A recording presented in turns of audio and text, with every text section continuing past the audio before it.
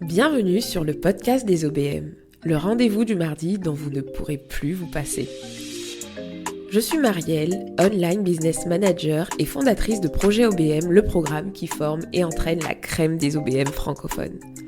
Dans ce podcast, seul ou avec des invités, je partage avec vous des conseils et des réflexions pour vous aider à développer une activité d'OBM qui embrasse vos aspirations. Alors, prenez place et laissez-vous inspirer. Bonne écoute! Bienvenue dans ce nouvel épisode de podcast dans lequel je suis ravie de vous retrouver comme d'habitude. Aujourd'hui, on parle d'appel découverte. Si vous ne connaissez pas ce terme, si vous n'êtes pas du tout familier au milieu du business en ligne et même du business de façon générale, parce que je sais que parmi les auditeurs du podcast, on a des salariés qui n'ont pas été confrontés forcément au business en ligne, peut-être que ce terme ne vous dit rien.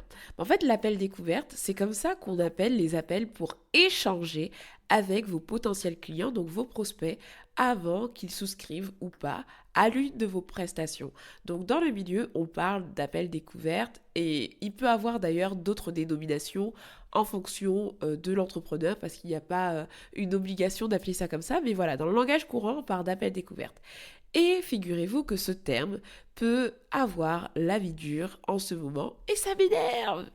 Ça m'énerve de voir des freelances tomber dans ce piège. Pourquoi ? Parce que peut-être que vous dites aujourd'hui d'ailleurs que les appels découvertes, vous ne voulez pas en faire, que c'est une perte de temps, que vous entendez peut-être plusieurs gros entrepreneurs en ligne que vous suivez dire que c'est nul, qu'ils n'ont pas besoin de faire des appels découvertes, qu'ils ont percé dans le game sans avoir fait aucun appel découverte de toute leur vie, etc., que blablabla, etc. Donc peut-être que vous avez été confronté à ce type de discours.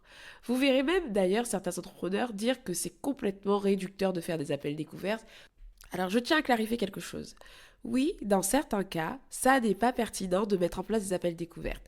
Si vous êtes un entrepreneur, que vous avez une grosse audience, que vous vendez des petits produits à moins de 1000 euros, à moins de 500 euros, etc., que vous avez une grande communauté, une grande notoriété, évidemment que peut-être que faire un appel découverte ne sera pas aussi pertinent.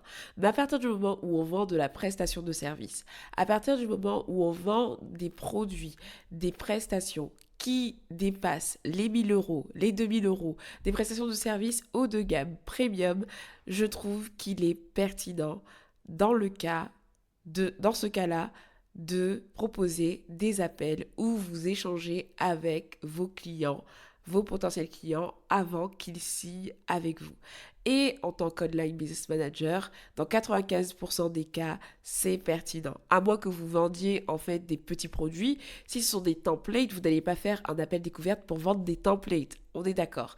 Mais si vous vendez vos services, si vous vendez des prestations haut de gamme, premium, en tant qu'online business manager, qui a un certain coût en fait quand on est OBM, c'est tout à fait pertinent de faire des appels découvertes. Alors, cet épisode de podcast sera divisé en deux parties. La première, je vais prendre le temps de vous expliquer pourquoi c'est encore pertinent aujourd'hui de proposer des appels découvertes. On va voir ensemble différents points à ce niveau, 4 points plus exactement. Et puis, dans un second temps, nous allons voir comment faire en sorte en fait de maximiser votre temps pour éviter de perdre votre temps en fait lors des appels découvertes, parce que des fois c'est ça le problème, c'est que vous avez peur d'être confronté à des personnes qui perdent votre temps, de ne pas être assez efficace. Donc on va voir ensemble 3 points clés à considérer pour mettre en place ce système de manière efficace dans votre business d'online business manager ou votre futur business, ça dépend de là où vous en êtes. Alors c'est parti. Premièrement, pourquoi c'est toujours pertinent en fait de proposer des appels découvertes ? Je l'ai déjà dit dans l'introduction, mais je le répète, du coup, c'est le premier point. Vous n'êtes pas ces entrepreneurs qui ont une grosse audience et qui vendent des infoproduits ou des gros programmes de coaching et qui ont une notoriété, etc. Généralement, si vous débutez en tant qu'online business manager et prestataire de service, du coup, vous n'avez pas une communauté. Moi, c'était mon cas parce que j'avais déjà un produit avant, j'étais coach en productivité et en organisation, j'avais fédéré une communauté autour de l'organisation, etc. Je ciblais des entrepreneurs. Donc, j'avais une base de personnes qui me suivaient. C'est pour ça qu'aujourd'hui, si vous allez sur mon compte et si on avançait, il y a 9000 personnes. C'est pas parce que j'ai parlé d'Online Business Management, c'est tout simplement parce que avant cela, j'étais dans une démarche de créer une communauté parce que je ne vendais pas de prestations de services, je vendais du coaching et des formations en ligne. Donc forcément, la dynamique n'est pas la même.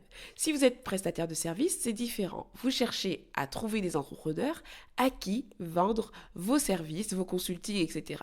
D'ailleurs, malgré ma grande communauté, quand j'ai démarré mes prestations de services en tant qu'Online Business Manager, j'ai proposé des appels découvertes parce que je suis une prestataire de services et que vous allez voir que dans les prochains points que je vais vous présenter sur la pertinence des appels découvertes, ça me semblait juste indispensable de proposer ce temps où j'échange avec le client potentiel pour valider ou pas la collaboration.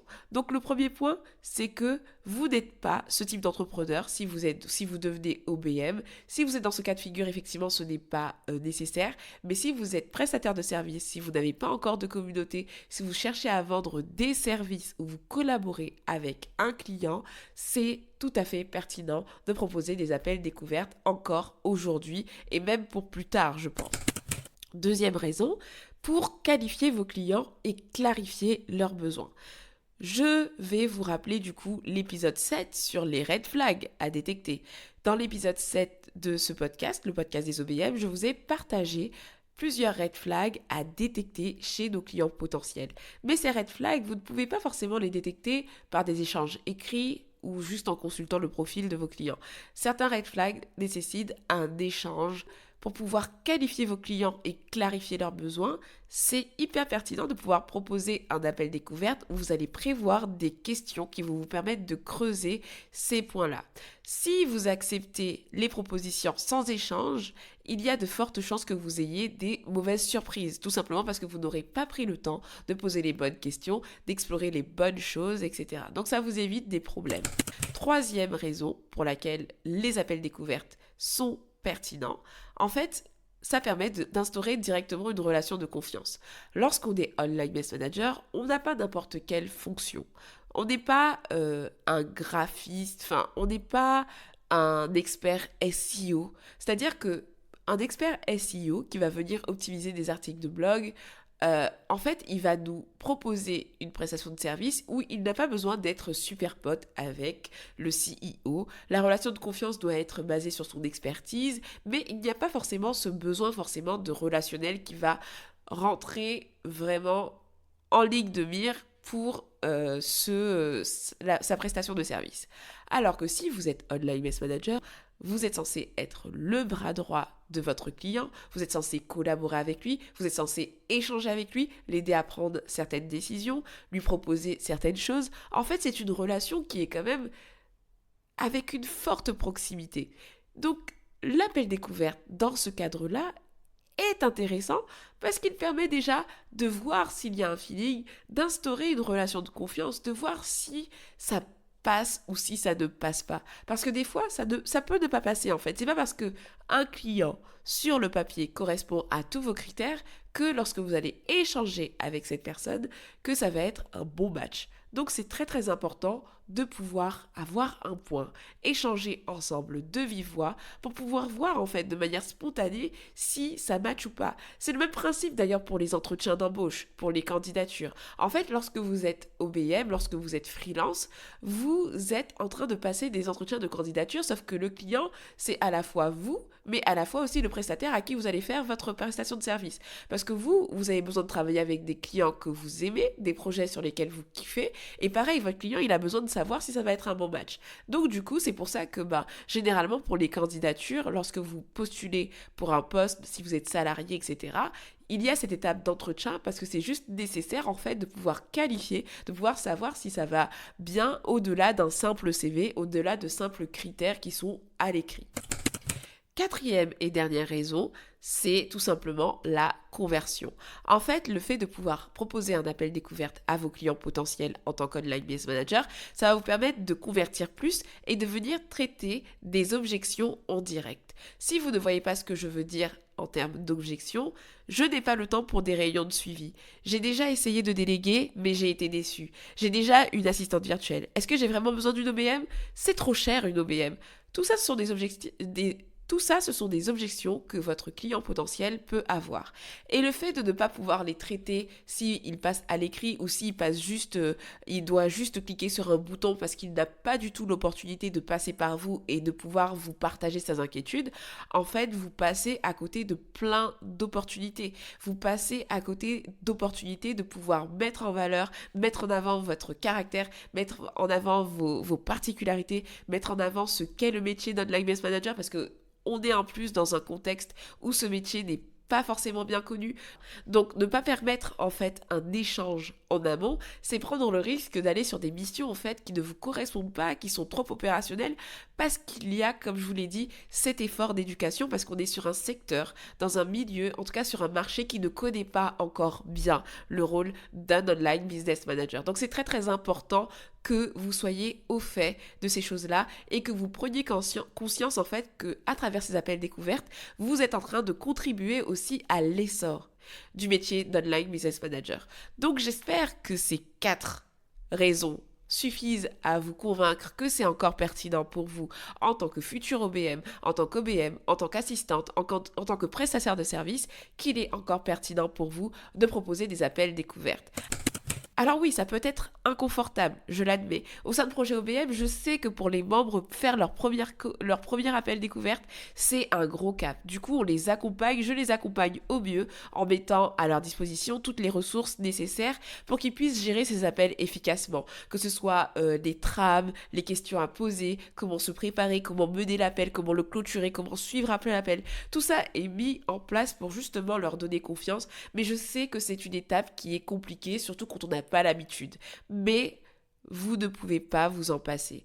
Parce que c'est une opportunité incroyable en réalité. En vrai, c'est clair que c'est relou d'avoir un call avec un potentiel client qui va parfois ne pas aller plus loin, qui ne va pas vous donner des nouvelles, qui ne va pas se présenter peut-être. En fait, la peur du rejet est réelle, la peur de perdre du temps est réelle. C'est pour ça aussi que j'ai envie de vous proposer, dans cette seconde partie de l'épisode de podcast, des conseils pour éviter de perdre votre temps.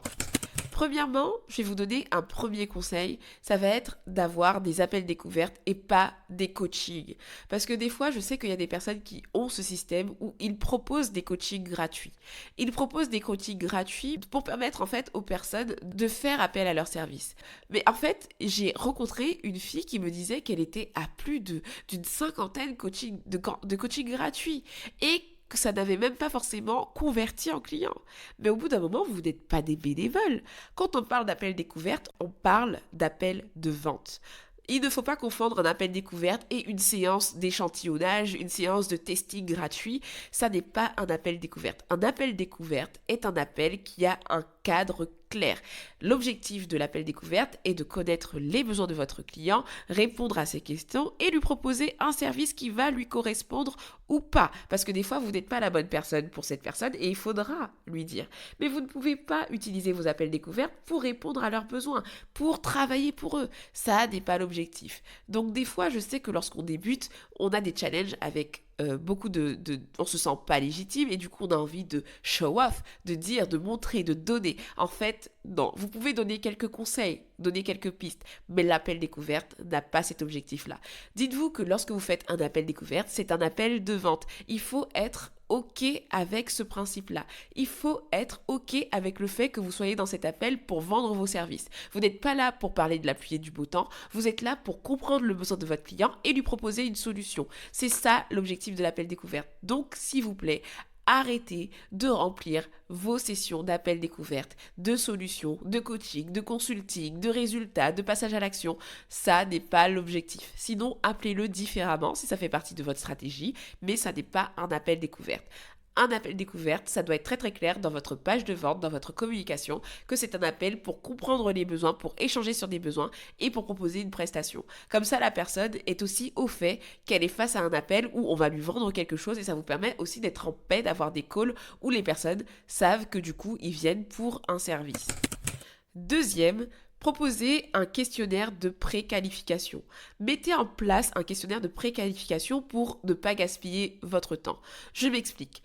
Posez des questions qui vont permettre en fait de savoir avant le call si le client est un bon potentiel client ou pas. Parce que des fois, il y a des personnes qui ne méritent pas votre temps parce que ce ne sont pas des clients pour vous, parce que vous savez très bien qu'avec certains critères, vous ne pourrez pas les aider et c'est important de filtrer avant. Le but n'est pas de prendre des appels découvertes à tout va parce que c'est votre temps quand même que vous mettez en jeu et votre temps est précieux. Du temps consacré à un appel découverte qui ne va pas conclure parce que c'est pas le client idéal alors que vous auriez pu le savoir en amont, c'est du temps que vous n'aurez pas mis au développement de votre activité, c'est du temps que vous n'aurez pas consacré à un prospect plus qualifié, c'est du temps que vous n'aurez pas consacré à un client, donc c'est du temps perdu. Donc s'il vous plaît, mettez en place un questionnaire de préqualification où vous allez poser en fait des questions avant pour éviter de vous retrouver en call avec un entrepreneur qui en fait a besoin d'un business coach ou qui n'a pas besoin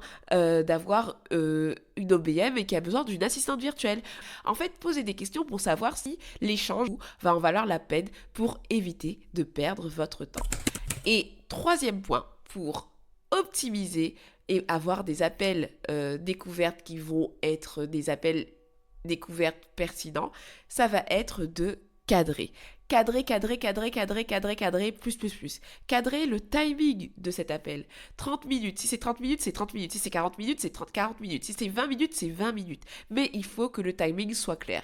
Ne posez pas 30 minutes et puis après, la personne prend votre temps et vous échangez 1h30 de tout et de rien. Je sais qu'il peut y avoir un feeling, mais si vous sentez que l'appel découverte se transforme en coaching et en solution, ça n'est pas le cadre en fait. Ça n'est pas le cadre. Donc on cadre avec le timing.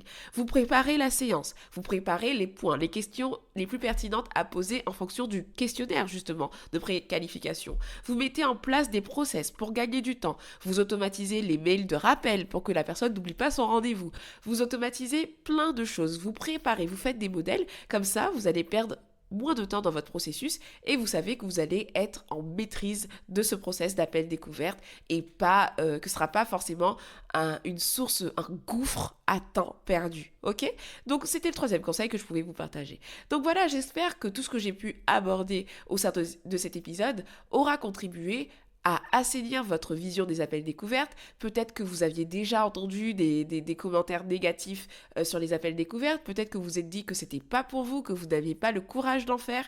J'espère en tout cas que vous trouvez à la fin de cet épisode que ça va être un outil pertinent pour le développement de votre activité et que ça vous réconcilie. Et honnêtement, si c'est qu'une question d'appellation, parce que vous n'aimez pas le terme appel découverte parce qu'il a été sali, vu et revu, bah changez-le. Appelez-le différemment pour votre business, j'en sais rien. Mais ce qui est essentiel, c'est quand même d'avoir ce point de contact, ce point de rencontre avec votre client potentiel avant la collaboration, pour la conversion, pour comprendre ses besoins, etc. Donc j'espère vraiment que ces conseils, que ces pistes vous ont aidé. S'ils vous ont aidé, n'hésitez pas à me le faire savoir comme d'habitude parce que ça me fait plaisir et ça me permet aussi de savoir en fait comment ces épisodes de podcast ont un impact sur vous. N'hésitez pas comme d'habitude à laisser une note, à laisser un avis si vous ne l'avez pas encore fait et que vous écoutez le 3e épisode de podcast ou le 2e, c'est que vous aimez ce que vous écoutez. Donc s'il vous plaît, si vous n'avez pas encore pris le temps de le faire, n'hésitez pas à laisser une note, à laisser un avis sur la plateforme sur laquelle vous écoutez le podcast parce que ça permet au podcast de se faire connaître. Ciao, ciao!